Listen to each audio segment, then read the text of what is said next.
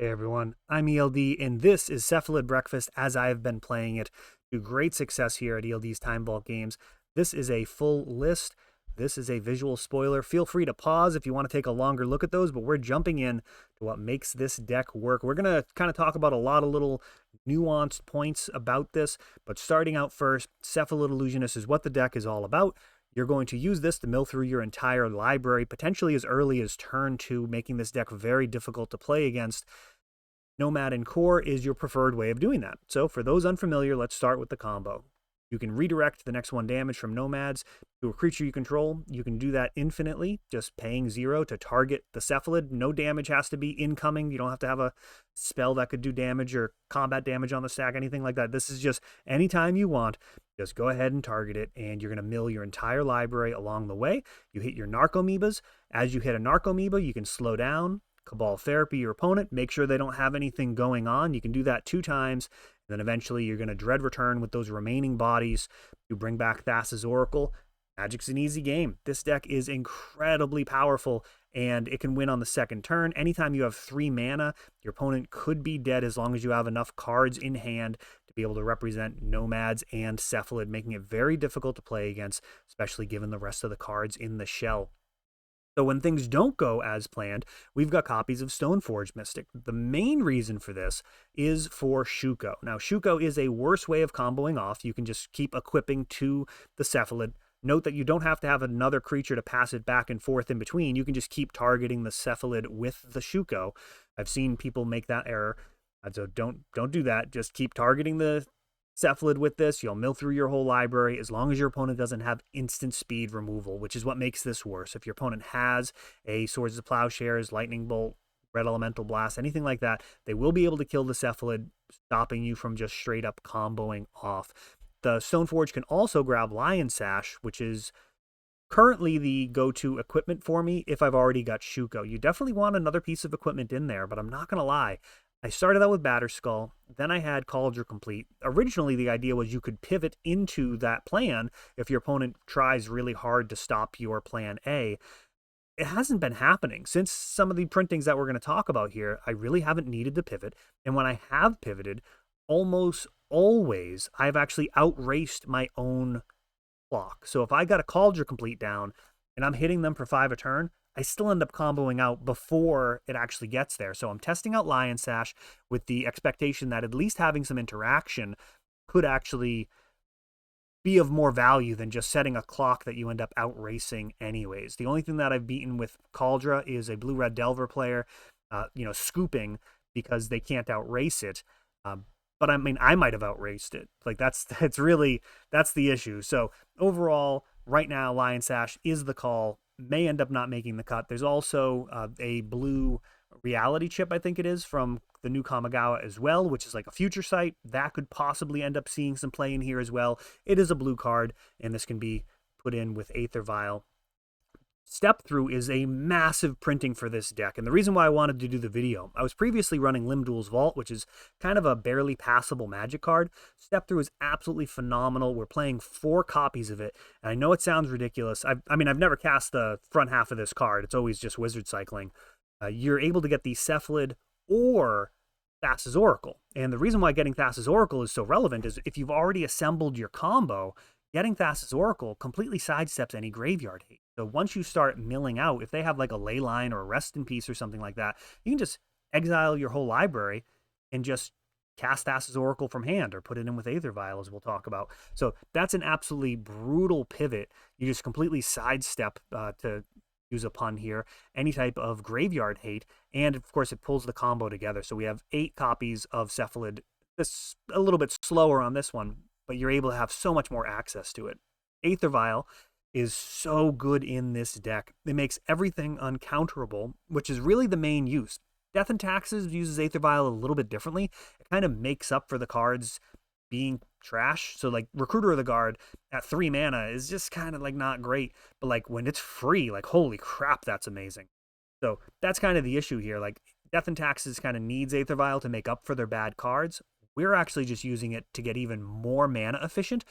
More importantly, to make a kill completely uncounterable, which is just devastating. Your opponent could be sitting there you jam a turn 1 Aether Vial, what are they going to do? They have to force it unless they have some type of answer to it, because they could be dead on the second turn. It's so difficult to play against because just, uncounterable kills just, I mean, Cavern of Souls does the same thing. They're really a challenge. I've had countless games where it's like uncounterable kill on turn 2 or 3 with counter backup. And I mean, there's just not a lot that beats that. The deck also, of course, has 4 Brainstorm and 4 Ponder, just some of the best cards in the format, allowing you to dig for your combo or find answers to what your opponent's doing, or, find some permission in the form of Force of Will and Daze. So this deck shares a lot of DNA with Delver, essentially. I mean, it's got Ponders, Brainstorms, Daze, Force of Will, but instead of trying to chip away at somebody over several turns, you're just straight up murdering them with a Thassa's Oracle in a single flurry when the shields are down. So they could tap out for something like a Murktide, and you don't even have to counter it with Daze. You'd potentially just untap and then win with Daze backup while they're tapped out. It's absolutely a ton of fun. I hope you try the list out. The only kind of issue with the deck is it's a little expensive. It does run a play set of Tundras and an Underground Sea. We've had people actually build this with straight up shocks and do incredibly well. I mean, placing in the money consistently with Hollowed Fountain and Watery Grave. And 2 of those players have actually gone on to save up from their winnings and also contribute just with cash out of pocket to pick up all of the duels they need for the deck, because I mean they're true believers in it. They've tested it out, and I think y'all see, if you actually throw this together, the deck deserves to be up there along with Blue-Red Delver and the other best decks in the format. Of course, Polluted Delta and Flooded Strand, playsets of those, just Brainstorm plus Fetchland, just the best combo in the game. And it does have a couple of basics, just one of each, to allow you to play around Wasteland in the situations where it's worth doing. The sideboard plan is really interesting. That's the whole sideboard. Paradigm Shift is a really interesting twist, allowing you to kind of get past Graveyard Hate even more. So if your opponent does have some type of Leyline, Grafdigger's Cage, like you name it, Paradigm Shift is going to be an alternate way of exiling your library. And it works extremely well against things like Rest in Peace, where it's just a 2-mana sorcery to exile your library. But aside from that, as long as you're not bringing in a bunch of removal from your sideboard, I'll often bring in 4 Paradigm Shift and 3 Thassa's Oracles to increase the density. I'm typically taking out Step Through when I do that. And that's just another A-B combo that you just pull together, hopefully without using too many cantrips. You actually really don't want to be playing like tons of cantrips and then playing Paradigm Shift unless your opponent's on Leyline, because that's just, now you're putting 3 or 4 cards back into your library, which is totally underwhelming. Surgical Extraction is just a 2 of in there, interacts with other graveyard strategies, which are some of the few things that can outrace you as you are potentially winning on turn 2. Very rare to be going for it after turn 3 or 4, though that can happen. You do have plenty of cards that can keep you alive into the later stages of the game. Prismatic Ending is one of the few times that I've kind of upgraded the deck in recent months. I've been totally lost as to what to do to improve this deck, because I've been putting up great results. Like, I've rarely gone worse than 3-1 and rarely lost to anything other than the absolute best options in the format, occasionally dropping a match to something like Blue-Red Delver. Prismatic Ending is an answer to Torpor Orb, which I had played against, and it was just like, all right, well, thank you for beating me. Like, now I can easily address that, and I haven't lost to that card since. Now that I'm playing 3 copies of that. And Swords to Plowshares also, along with the Prismatic Endings, is often my sideboard plan versus Blue-Red Delver, bringing in 6 1-mana removal spells to just kind of stop their early game pressure, giving you more time to assemble your combo. The deck has tons and tons of plays that are not obvious, that you can get better and better with time. For example, Aether Vial, I'll end on one of them for you. So Aether Vial is absolutely amazing versus Dress Down. If your opponent has Dress Down in hand and you have Aether Vial with the combo on board, you just go ahead and activate Aether Vial during their second main.